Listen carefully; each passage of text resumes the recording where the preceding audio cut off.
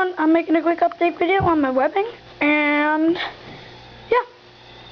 So right here, M1936 suspenders, of course, with the D-rings, and yeah. So, and then my 10 pocket with, this weekend hopefully, I can make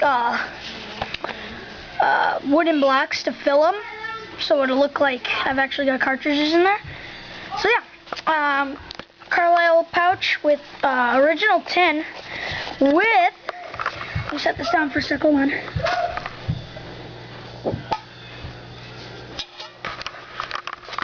An original sulfa packet, which I thought was really cool because, I don't know, just seemed pretty cool. Okay. There we go. Okay, here's my canteen, which I just got on here. I got some clips off of eBay, and my dad helped me bend them to get them on there. So yeah, original canteen cover and canteen. Yeah.